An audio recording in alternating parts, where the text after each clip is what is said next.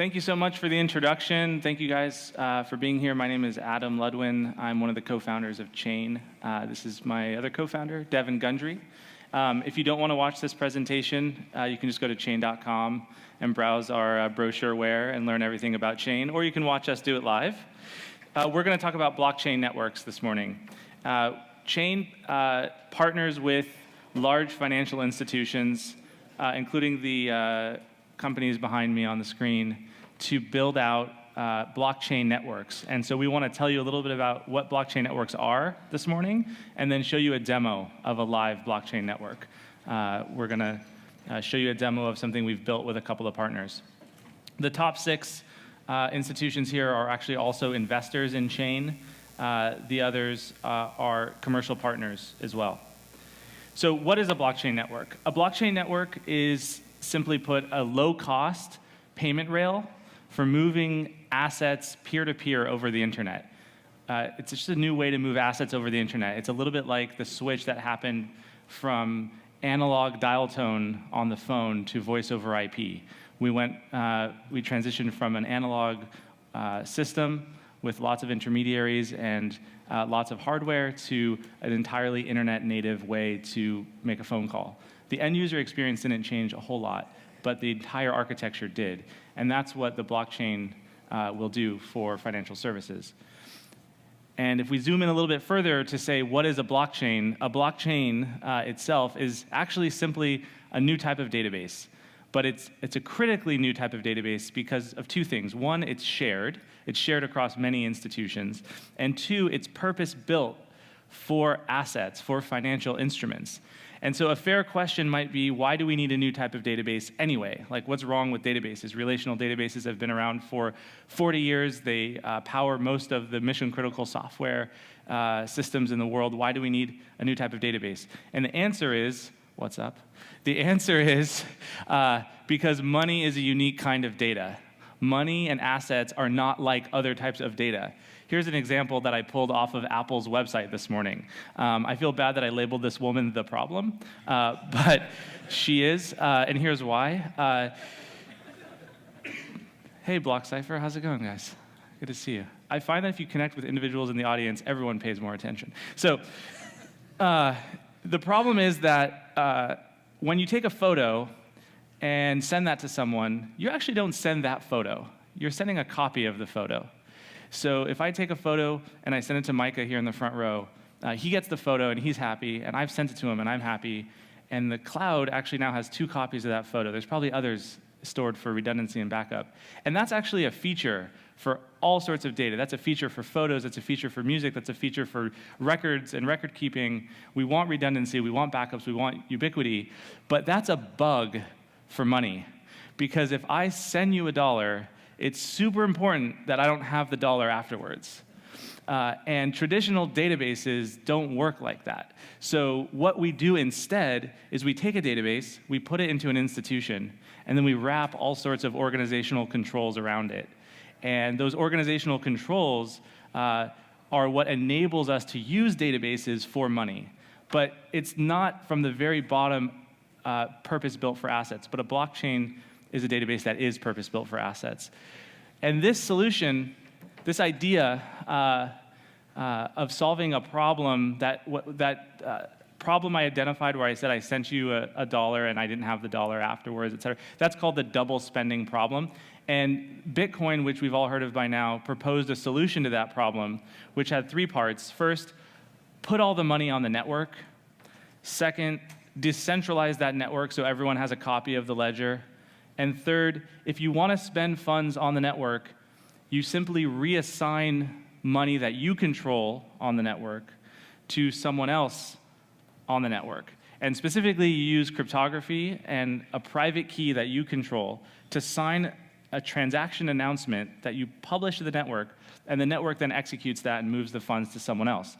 And that works really, really well if and only if we can all agree on the order of the transactions. If we agree on the order of the transactions, the time order of transactions, then this solution works. And that was the Bitcoin proposal. And it worked because of the introduction of this notion of mining, which was the way in which we order time-order transactions on the Bitcoin network. And mining is a beautiful, elegant, simple solution. Unfortunately, it solves the problem very well, but there are trade-offs. And the trade-offs are that it's a very slow network. You can only, you get confirmations of new transactions about every 10 minutes. And it's not a very high throughput network. So you can only do probably 5 to 7 transactions per second. And even with different scaling proposals now underway, getting past hundreds to thousands of transactions per second is going to take a long time. And finally, the most critical thing that we identified about the Bitcoin network is that if you want to put other assets on this network other than Bitcoin, it's a bit of a hack. So it's not really designed, nor should it be designed, for other types of assets, meaning US dollars, stocks, energy credits, gift cards. That's not the point of it. The point of it is to create an open financial system for anyone in the world with an internet connection, and it does a remarkably good job of that, and it's a very powerful network.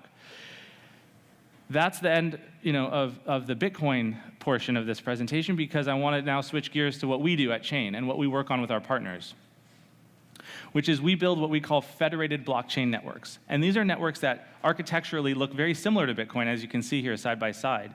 But the key difference, other than one's orange and one's blue, which is important, is that, that was a joke. Tough crowd. Thank you. Is that it can move any type of asset, not just Bitcoin. And so it achieves that by replacing mining, substituting mining, for what we call trusted administrators, or admin nodes. And these administrators essentially agree to keep the network running, sign blocks, and as a result, we can have a very high throughput network utilizing any asset. Let me show you a little more detail about how this works, and then we're going to go to a demo.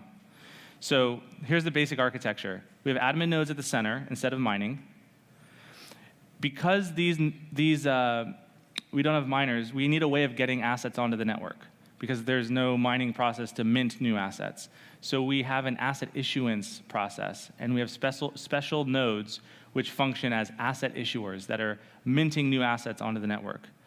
Everyone else in the network, the traditional players and participants, are called asset managers. These are the wallets which store and transfer assets the same way you would hold on to or move Bitcoin on the Bitcoin network, but in this case for other types of assets. And finally, we have a special type of node, which is a read-only node, which can access the blockchain data, but cannot create transactions, cannot sign blocks, cannot create new assets. So you can think of this node as, if you're familiar with Bitcoin, like a block explorer, but for this network. So that's the basic architecture of it. And so like Bitcoin, critically, it enables the peer-to-peer movement of assets directly between the parties who control the assets. That is the key distinction between a blockchain and a database.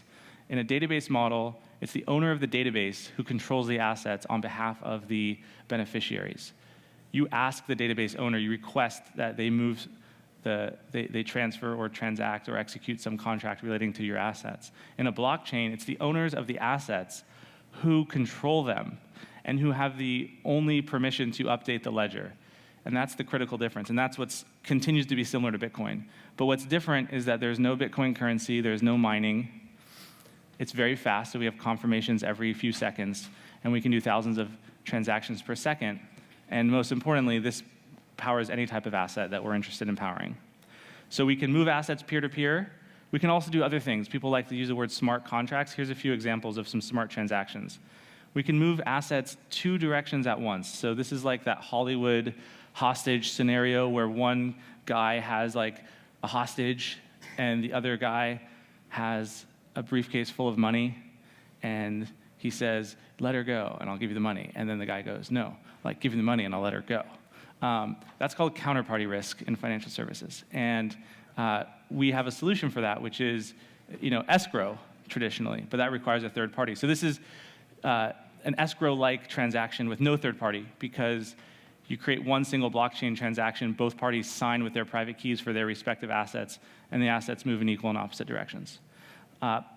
Other interesting transaction types, moving to multiple parties in a single transaction, moving multiple assets in a single transaction. So on the Bitcoin network, you would never think of this because there's only one type of asset, Bitcoin. But on these federated networks where you might have different currencies involved, you can imagine in a repo transaction, multiple types of collateral going in one direction and then dollars coming back in the other direction. And finally, you can, instead of paying a person, you can pay into a contract, and that contract can execute logic and then fulfill the transaction. And you can combine these different transaction types into any combination or permutation. So you can have a two-way transaction where you have multiple assets coming in one side and a single going back in the other, et cetera. So to summarize, where does a blockchain make sense? In our work, we've found that two things have to be true. There have to be many entities in a market, and assets have to move across organizational lines. If you are just thinking about controlling and moving assets within the four walls of an organization in a closed loop, this makes no sense. That's a really good use case for a database. If, on the other hand, there's an ecosystem where there are many entities and assets are moving across the lines of organizations who may not trust one another and who don't want to delegate or create a monopoly that will facilitate the asset movement for that entire ecosystem, well, that's really when a blockchain will be valuable. So Chain, what we do is we've extended the Bitcoin protocol and authored an open source blockchain network protocol that I described today. And we've then created these nodes, the admin nodes that facilitate the network, and the different types of participant nodes, the ones who issue assets, manage and hold on and transfer them and audit the network. And from that stack, you can power any asset type, from currencies to reward points, which we're about to show you, to securities in the capital markets, gift cards, energy credits, et cetera, et cetera. Where most people start with us is what we call the Chain Sandbox, which is these networks are going to take time to deploy. It's not going to happen overnight. So we've created a hosted test network where you can deploy one of these networks in the cloud, configure them however you'd like, and then experience an app or a service directly on that network. And by doing so, you can create a sort of organizational momentum and buy-in from partners to go and build this network out. So we've built many, many, many things on the Chain Sandbox with our partners, and we're going to demo for you now a blockchain points network that we've built out. Alrighty, so this is the Chain Sandbox, and the type of asset that we're going to show you is a loyalty point.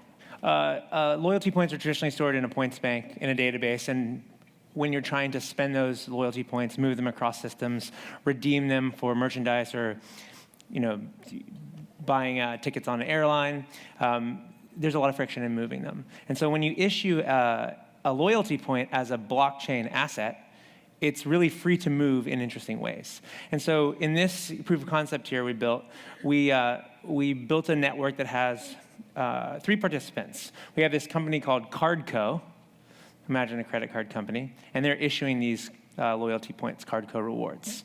And they are an asset issuer, so they're the asset issuer node. Then they have a treasury, which is their bank where they keep their points, and those points leave their treasury to go into the ecosystem and come back when they get redeemed. And then we put Starbucks into here, because everybody needs a little bit of that.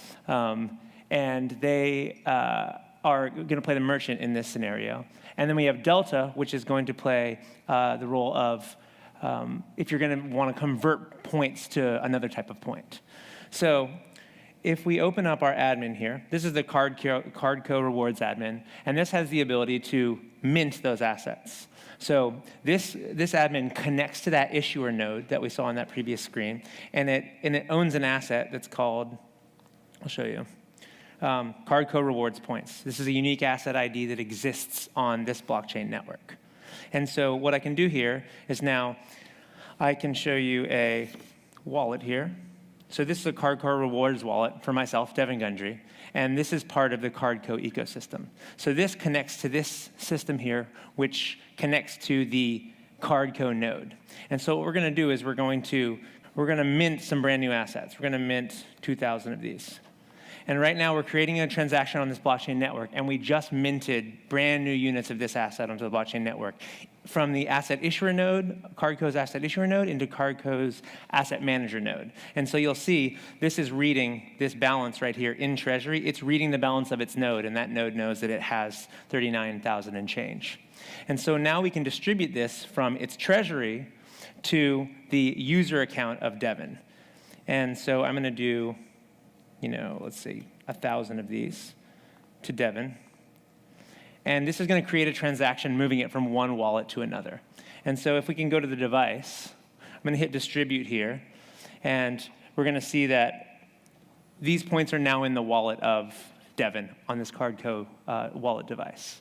And so I have a couple of different options here, and I want to spend these points. So I'm going to pull up another device here, which is connected to the Starbucks node. And this is, imagine the Starbucks terminal. And we can imagine a point-of-sale terminal. And so what we're going to do here is this point has a definition that 1 point is worth 1 cent. So you can, when you create an asset on this network, you can do different types of asset definitions. And they've hard-coded here that one point is 1 cent. So when Starbucks says they're willing to accept this point in exchange for your coffee, they do a new sale, and they say $5. And so that is going to cost 500 points. And so it looked at the asset definition and it knew that this was going to take 500 points to make $5. And so what can happen now is Devin here can pay.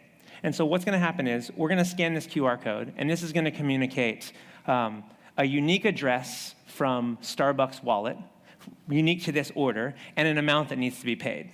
So 500 points in this example.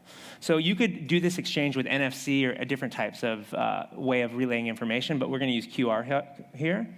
And so it knows, OK, are you sure you want to pay 500 points to Starbucks? And so when we hit OK, this app is broadcasting to its node that I want to create a transaction, sending those 500 points to this address that is controlled by the Starbucks wallet.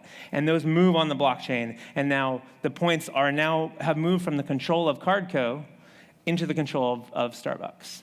And so you can imagine how this simplifies the system dramatically, because you don't have to have a reconciliation of two different databases. You don't have to, have any kind of connection directly between the networks to do a one-off integration to make this work. They both subscribe to the same protocol on the blockchain network, and the assets just move.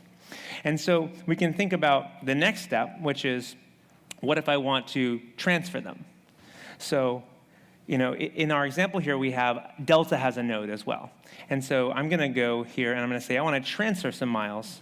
And we see here that Cardco allows me to transfer them to 3 different types of companies here. And I can get a 1-to-1 conversion rate with Delta.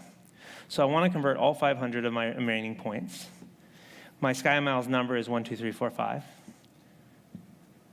And now this is ready. This did a lookup, and it asked Delta's app, I need a new address for your wallet at your node, and I'm going to send these points from Cardco's wallet to Delta's node.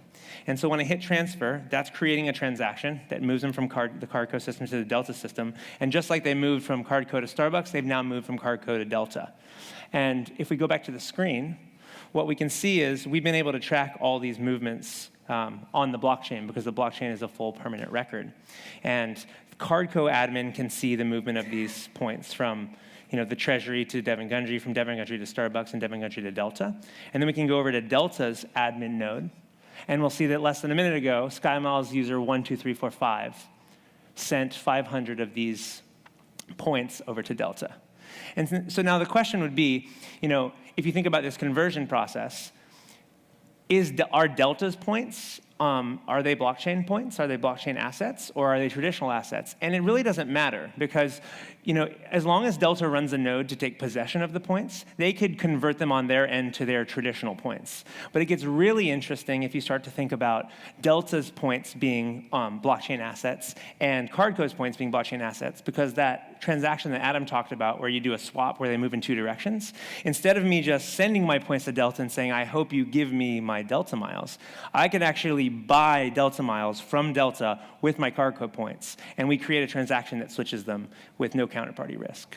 So you get a really interesting way of moving, transferring, trading, and swapping assets in a really seamless way. And then obviously we can move from all these scenarios, we can move these back. Delta will have a relationship with Cardco rewards, and they can move them back and do their traditional settlement out of band for cash. So that's the gist. Awesome. Thank you. Thanks, no guys. problem. So we're wow, 0-0. That was amazing timing. I was talking faster at the end. We should do a high five for that. That was good. Thank you. Where's my clapper guy? Thank you so much. We were supposed to leave 5 minutes for questions, so we're not going to ask for questions. I see the hook coming from stage right. So what we'll say instead is, if you have questions, you should just email us. My email is adam@chain.com. This is Devin with an O at chain.com. And we will be available to follow up and have any conversation with anyone who'd like to learn more. So thank you guys so much. Appreciate it. Thanks.